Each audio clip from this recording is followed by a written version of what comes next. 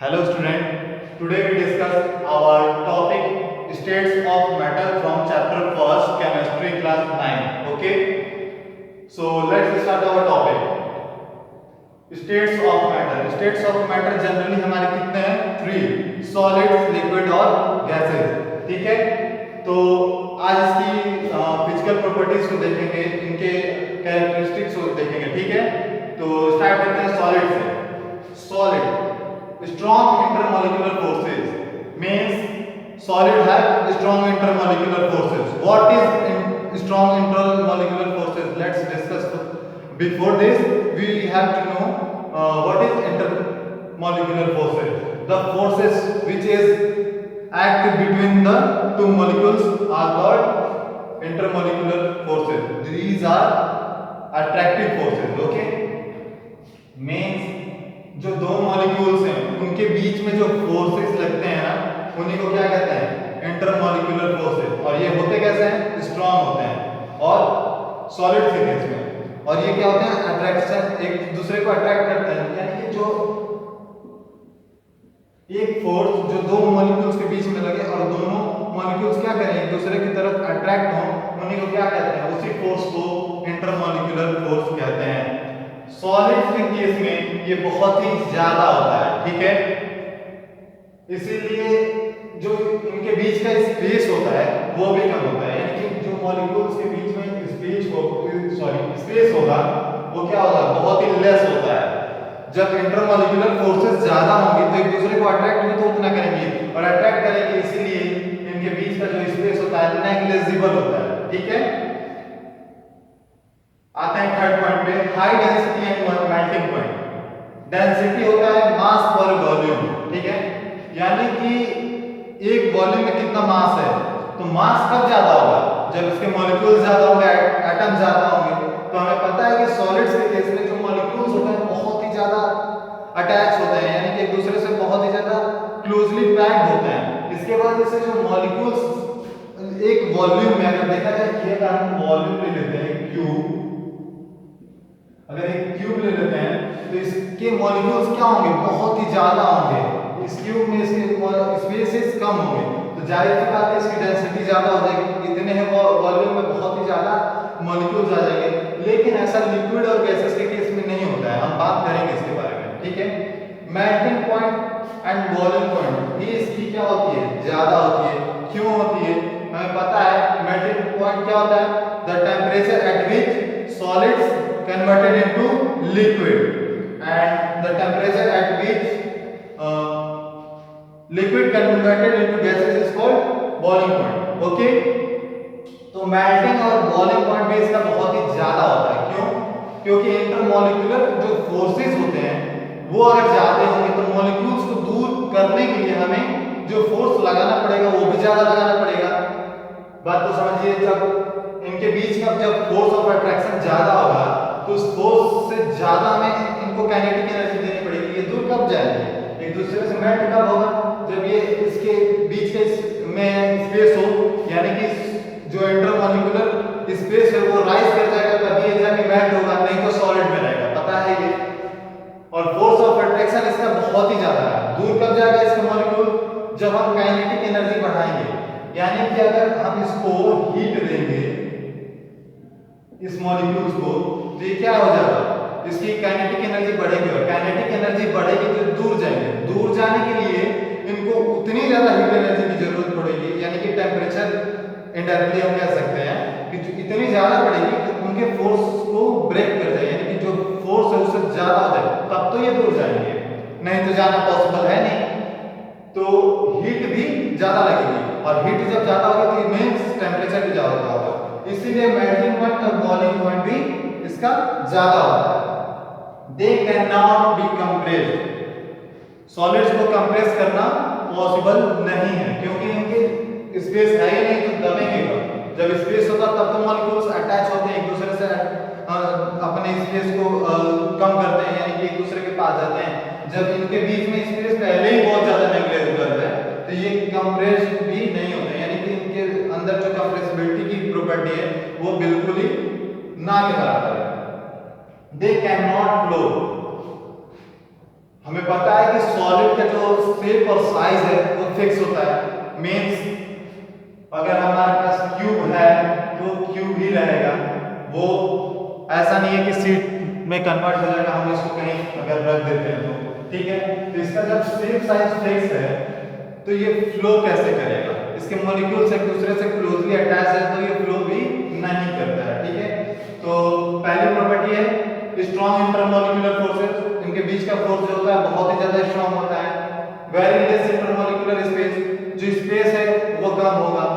High density, इनकी density बहुत ही ज्यादा होती है, मेल्टिंग पॉइंट और बॉइलिंग पॉइंट भी ज्यादा होता है। They can not be compressed, इनको कंप्रेस नहीं किया जाता है, यानी कि इनके अगर वॉल्यूम कम करने की कोशिश करें तो ये नहीं हो पाएगा। दे कैन नॉट फ्लो, और ये फ्लो भी नहीं करते हैं खुद ब खुद, ठीक है। अगर हम फ्लो कर ऐसे बहुत बच्चे बोलते हैं कि सर ऐसे थ्रो करते हैं तो ये फ्लो करता है, वो फ्लो नहीं होता है क्योंकि इसके मॉलिक्यूल्स एक दूसरे से तो दूर तो नहीं जाते हैं ना, जहां भी जाएंगे एक साथ ही जाएंगे, तो ये फ्लो नहीं होता है, ये थ्रो करना होता है। थ्रो किए वो यहां से सारे मॉलिक्यूल्स उठ के वहां चलेगा, ठीक है। इस बात का ध्यान रखिएगा। अब लिक्विड पे आ जाते हैं, थोड़ा सा लिक्विड के बारे में डिस्कस करते हैं। वीक इंटरमॉलिक्यूलर फोर्सेस, जो इंटरमॉलिक्यूलर फोर्सेस है वो वीक होते हैं, इसीलिए जब हम पानी में कहीं स्टिक बीट करते हैं तो मॉलिक्यूल्स क्या होते हैं एक दूसरे से दूर चले जाते हैं, ठीक है। यानी कि जो इंटरमॉलिक्यूलर फोर्सेस है वो कहीं ना कहीं वीक हैं, ठीक है। लार्ज इंटरमॉलिक्यूलर स्पेस इसके ज्यादा होते हैं। हम लोगों ने पीछे एक एक्टिविटी की थी जिसमें हमने पढ़ा था कि शुगर को अगर हम एक बीकर है और इसमें वाटर है और हमने शुगर को जब डाला था इसमें यानी पोर किया था तो इसमें क्या हुआ था, एक समय के लिए जो वॉल्यूम था वो राइज किया था, फिर बाद में जब मिक्स हो गया था तो शुगर के पार्टिकल्स जो वाटर के बीच में स्पेस है उसको क्या कर लिए थे, ऑक्यूपाई कर लिए थे। तो ये शो कर रहा था कि इंटरमॉलिक्यूलर स्पेस होता है, तो यही हम कह सकते हैं लार्ज इंटरमॉलिक्यूलर स्पेसेस, यानी कि इसके बीच में क्या होते हैं स्पेस होते हैं, इनके मॉलिक्यूल्स के बीच में स्पेस होता है। फिर low density, low melting and boiling point, solid के कंपेयर में इनकी जो डेंसिटी होती है वो लो होती है। क्यों?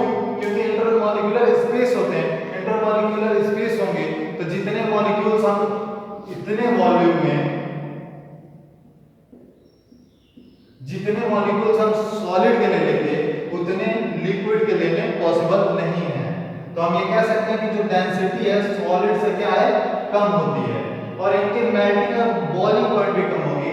जब इंटरमॉलिक्यूलर फोर्सेस कम होंगे तो फोर्स भी कम है तो हमें काइनेटिक एनर्जी भी कम देना पड़ेगा उनको दूर हटाने के लिए, बात तो समझिए, ठीक है।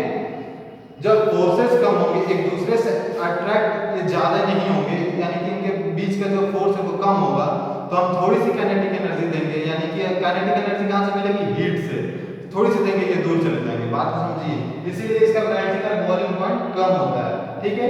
अब आ जाता है फोर्थ प्रॉपर्टी पे, लिक्विड कैन बी कंप्रेस्ड, इनको कंप्रेस करना पॉसिबल है, ठीक है, क्योंकि इनके बीच में इंटरमॉलिक्यूलर स्पेस होता है, और जब हम कंप्रेस करेंगे तो एक दूसरे के क्लोज आएंगे, ठीक है, स्पेस को ऑक्यूपाई करना चाहेंगे। And fifth one is liquid can flow, liquid can flow यानी इनके मॉलिक्यूल्स एक दूसरे के ऊपर स्लाइड कर जाते हैं, ठीक है। इसीलिए जब हम वाटर पोर करते हैं तो वाटर हमारे वेसल से निकल कर बाहर आ जाता है, ठीक है। हम बीकर ले लें, उससे अगर पोर करेंगे तो उसमें से फ्लो होकर वाटर बाहर आ जाता है, तो हम ये कह सकते हैं लिक्विड्स आर फ्लूइड, ठीक है। अब बात कर लेते हैं गैसेस की। वेरी वीक इंटरमॉलिक्यूलर फोर्सेस, जो इनके बीच का इंटरमॉलिक्यूलर फोर्सेस है इन दोनों के कंपेयर में बहुत ही ज्यादा वीक होता है, इसीलिए हवा में हाथ अपने चला लेते हैं, यानी कि मॉलिक्यूल्स एक दूसरे को ऐसा नहीं अट्रैक्ट नहीं किए हैं, लेकिन जो इनके बीच का फोर्स है वो बहुत ही ज्यादा वीक होता है, ठीक है। और इंटरमॉलिक्यूलर स्पेस जो होता है वो भी ज्यादा होता है। जब इंटरमॉलिक्यूलर फोर्स ही कम होगा तो क्या होगा, सॉरी यहाँ पे फोर्सेस होगा, इसको करेक्ट कर लीजिएगा।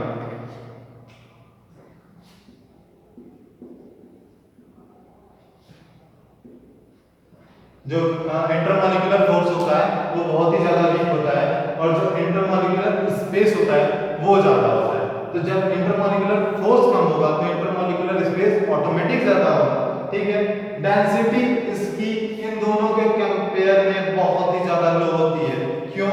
क्योंकि इसके मॉलिक्यूल्स बहुत ही दूर होते हैं और अगर एक वॉल्यूम इनकी बराबर जैसे ये हमने लिया था उतना ही अगर लेते हैं और उतने में अगर गैसेस के मॉलिक्यूल्स को देखते हैं तो बहुत ही ज्यादा कम होगा, जिसकी वजह से जब मॉलिक्यूल्स कम होंगे तो मास तो कम होगा ही होगा।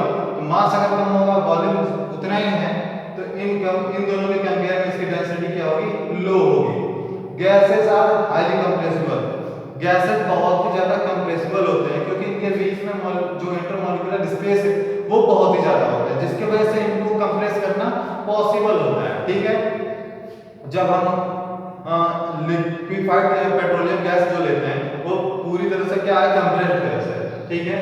तो इसका मतलब गैसेस जो है हाईली कंप्रेसिबल है। ठीक है। क्योंकि इनके बीच का इंटरमॉलिक्यूलर स्पेस ज्यादा है इसलिए ये कंप्रेसिबल है। ठीक उसी तरह से लिक्विड भी कंप्रेसिबल था। लास्ट प्रॉपर्टी है गैसेस कैन फ्लो। पता ही है कि गैसेस क्या होते हैं? एक जगह से दूसरे जगह की तरफ फ्लो करते हैं। ठीक है। तो ये रही हमारी आज की प्रॉपर्टी सॉलिड, लिक्विड और गैस की। अब बात कर लेते हैं थोड़ा सी शेप, साइज और वॉल्यूम के बारे में। तो सॉलिड में जो शेप होता है वो फिक्स होता है, साइज भी फिक्स होता है, तो वॉल्यूम भी फिक्स होता है। लिक्विड की बात करते हैं तो लिक्विड का जो शेप और साइज होता है वो क्या होता है? वो किसी भी कंटेनर में अगर पोर कर देते हैं तो इसका शेप साइज फिक्स नहीं होता है। ये क्या करता है? स्पेस को ऑक्यूपाई कर लेता है, जिस भी शेप में रखेंगे उस शेप में कन्वर्ट हो जाता है। ठीक है। इसका वॉल्यूम भी फिक्स नहीं होता। वो ये क्या करता है? Take the volume of the container, यानी कि जो भी हम कंटेनर यूज करेंगे उसका वॉल्यूम ये ले लेता है। Last one is gases. तो गैसेस का ना शेप साइज फिक्स होता है ना ही वॉल्यूम। ठीक है। इसका वॉल्यूम भी चेंज हो जाता है। हाँ, अगर बाय द वे इसको किसी कंटेनर में रखते हैं तो इसका वॉल्यूम तब जाके फिक्स होगा। हालांकि वैसे हम लिक्विड को तो रखते हैं लेकिन गैसेस को ज्यादातर खुले कंटेनर में नहीं रख सकते, इनके लिए सिलेंडर्स होते हैं। ठीक है। तो आप लोगों को आज हमने बताया सॉलिड, लिक्विड, गैस क्या होते हैं, इनको कैसे कैटेगराइज किया गया है। ठीक है। अगर इस टॉपिक से रिलेटेड आपको कोई प्रॉब्लम होती है then you can ask me by sending your questions, okay? And please read this from book also, because when you study you get confused and able to ask question, okay? More study more confusion, no study no confusion. ठीक है। तो आप उम्मीद करता हूँ पढ़ेंगे इसको book से, काफी अच्छे से पढ़ेंगे, क्योंकि जब आप स्टडी करोगे तभी जाके कंफ्यूजन होगा। दो चीजें हो सकती हैं, आप स्टडी करो तो शायद आपको पूरी तरह से समझ में आ जाए, और सेकंड केस ये हो सकता है कि शायद आप कंफ्यूज होगा। क्वेश्चन नहीं पूछने का तो ही कारण होता है कि हम पढ़े ही नहीं और नहीं तो हमें सब कुछ आ गया। तो ऐसा तो नहीं है कि आप पढ़ोगे तो आपको कहीं ना कहीं कंफ्यूजन जरूर होगी, इसीलिए आप पढ़ो और कंफ्यूजन अगर जब भी हो तो प्लीज आप पूछो। ठीक है। तो मिलते हैं नेक्स्ट क्लास में। Okay, thank you students.